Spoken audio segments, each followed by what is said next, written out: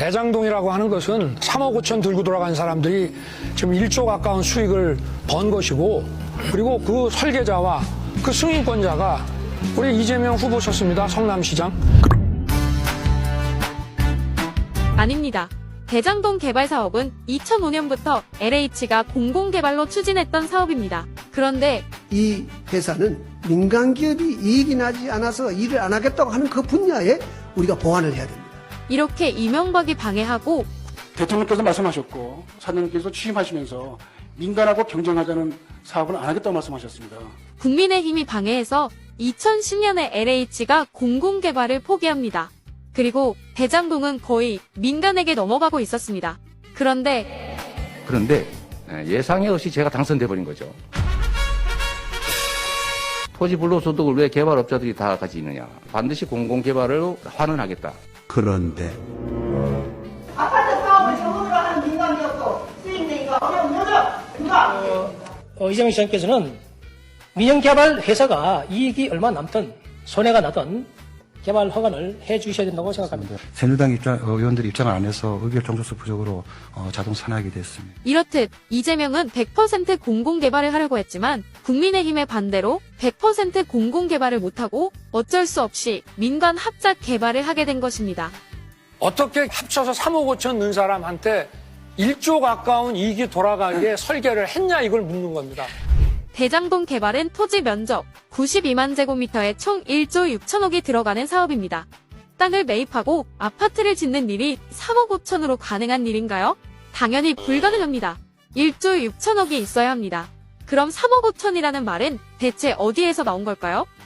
대장동 개발 사업은 성남시와 민간이 함께 진행하는 사업입니다. 이 사업에 참여하는 성남시 도시개발과 여러 민간 업체는 사업을 순조롭게 진행하기 위해 하나의 회사를 만듭니다. 그 회사의 이름이 성남애들입니다.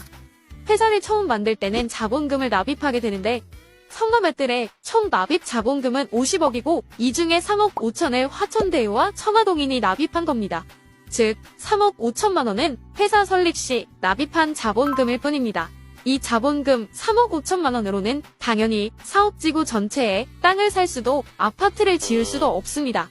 대장동 개발 사업에 실제로 지출된 금액은 총 1조 6천억 원입니다.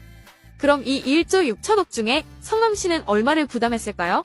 0원입니다. 성남애들 회사 설립 시 자본금으로 25억을 납부하긴 했지만 그 25억은 실제 개발 진행 비용과는 직접적 연관은 없습니다.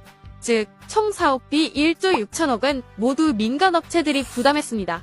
그런데 국민의힘은 이 1조 6천억 원은 쏙 빼고 자본금 3억 5천만 3억 얘기하며 5천 넣은 3억 사람한테 5천만 원 넣어서 1조를 벌었다고 계속 얘기하고 있는 것입니다. 국민을 기만하는 거라고 생각합니다. 합쳐서 3억 5천 넣은 사람한테 1조 가까운 이익이 돌아가게 설계를 했냐, 이걸 묻는 겁니다. 자본금과 투자금도 구별하지 못하십니까? 국민들한테 거짓말하십니까? 그리고 당시에는 이게 부동산이 아주 나쁠 때였어요. 여러분 아시다시피. 미분양 주택이 많이 몰려 있어서 분양시장의 무덤으로 불리는 지역이 바로 경기도인데요. 경기도는 미분양 주택이 오히려 20% 늘었습니다. 그 최경환 경제부총리가 빚내서 집 사라고 권장하고 미분양이 속출해가지고 전국에 2014년 7월 최경환 경제부총리는 부동산 경기를 띄워 경제를 살리겠다고 강조했습니다. 빚내서 집 사라는 정책 기조를 뒷받침하기 위해선 당시에는 사람들이 집을 너무 안 샀기 때문에 정부에서는 빚내서 제발 집 좀 사라고 할 정도로 부동산 경기가 너무너무 안 좋던 때였습니다. 아파트 사업을 전문으로 하는 민간기업도 수익 내기가 어려운 여자. 이렇듯 부동산 경기가 매우 나빴기 때문에 위험 부담을 피하기 위해 확정 이익 방식으로 한 것입니다. 그리고 비율 방식으로 할 경우엔 민간 업체들이 공공 환수 금액을 낮추기 위해서 비용을 부풀려서 수익을 낮추는 경우가 많기 때문이기도 합니다. 엉터리로 부풀려진 건축비 거품이 2조 원에 육박한다는 추산이 나왔습니다. 당시 예상했던 개발 이익은 총 6,200억 정도였습니다. 총 이익의 70%인 4,400억을 성남시가 가져가는 것으로 사전에 확정했고 1조 6천억을 투자한 민간 사업자들의 이익은 1,800억 정도로 예상됐었습니다. 그런데 2017년쯤부터 부동산 경기가 호전되면서 총 이익이 1,800억쯤 더 늘어날 것으로 예상되어 성남시는 민간 업자들에게 1,100억을 더 추가로 환수했습니다. 진성준 의원의 계산을 참조하면 대장동 개발 사업으로 벌어들인 총 이익은 9,500억입니다. 이 중에서 성남시가 환수한 금액은 총 이익의 58%인 5,500억이고 민간이 이익으로 가져간 금액은 4,000억입니다. 성남시는 한 푼도 들이지 않고 5,500억을 환수했고 민간은 1조 6천억 원을 투자해서 4,000억의 이익을 본 것입니다. 돌발 퀴즈. 첫 번째 문제입니다. 만약 성남시가 100% 공공개발을 했다면 성남시가 가져갈 총 이익은 얼마입니까? 정답은 9,500억입니다. 두 번째 문제입니다. 성남시가 100% 공공개발을 하지 못했던 이유는 무엇입니까? 정답은 국민의힘이 방해해서입니다. 세 번째 문제입니다. 그럼 성남시가 9,500억을 모두 가져오지 못하고 5,500억만 환수할 수밖에 없었던 이유는 무엇입니까? 정답은 국민의힘이 100% 공공개발을 방해했기 때문입니다. 네 번째 문제입니다. 전국에서 지금까지 대장동보다 많은 금액을 환수한 곳은 어디입니까?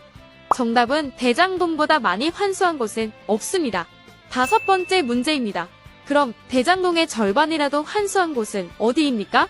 정답은 그런 곳도 없습니다.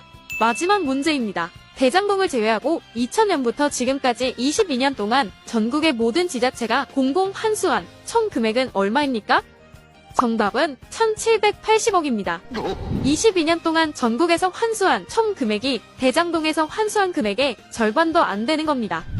참고로 부산의 LCT는 부산시가 1,000억을 들였지만 환수한 금액은 0원이고 민간업체는 1조 원의 이익을 가져갔습니다. 이런 사실들을 감안했을 때 대장동에서 5,500억을 환수한 것에 대해 적게 환수했다며 문제를 삼는 것이 과연 합당한 일일까요? 과연 합당한 일일까요?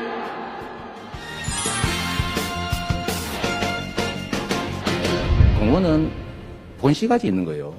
그리고 기부천납은 사업지구 내에 있는 공원, 도로 이런 걸 기부천납하는 겁니다. 누가 그거 계산했습니까? 표에 나와 있듯이 기부 체납 금액은 공공환수 5,500억에 합산하지 않았습니다. 기부 체납까지 다 더하면 환수한 금액이 1조 796억 원이 됩니다.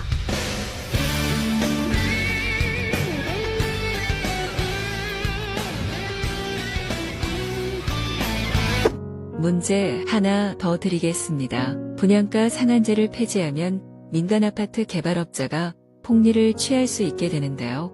이런 분양가 상한제를 폐지한 게 누구인가요? 국민의힘. 10년 전 윤석열 후보가 주임검사였던 부산저축은행 수사가 부실했다는 의혹이 등장했죠. 네, 부산저축은행 비리 사건은 지난 2011년 이명박 정부 때 발생한 역대 최대 규모 금융비리 사건입니다. 그러니까 최근 의혹의 중심에 선 인물들이 부산저축은행 부실 대출 사건에서도 모두 등장하는 겁니다. 그리고 저때 받은 그 대출금 1,100억 원이 화천대유 관계자들이 이번 대장동 땅을 사는데 사용된 종잣돈이 됐습니다. 당시에 대검이 대대적인 수사를 벌여서 거의 80명 가까이 구속을 시키고 그랬는데도 대장동 관련자들은 여기에 한 사람도 들어가지 않았단 말이죠. 대장동 관계자 중 기소된 사람은 단 한 명도 없었습니다. 당시 주임검사는 중수이과장이던 윤석열 전 검찰총장이고요. 수사를 총괄하는 중수부장은 최재경 전 검사장이었습니다. 당시 주임검사는 중수이과장이던 윤석열 전 검찰총장이고요. 당시 주임검사는 국민의힘 유력 대선 주자인 윤석열 전 검찰총장이었습니다. 윤석열 전 검찰총장이었습니다. 국민의힘 윤석열 전 검찰총장이었습니다.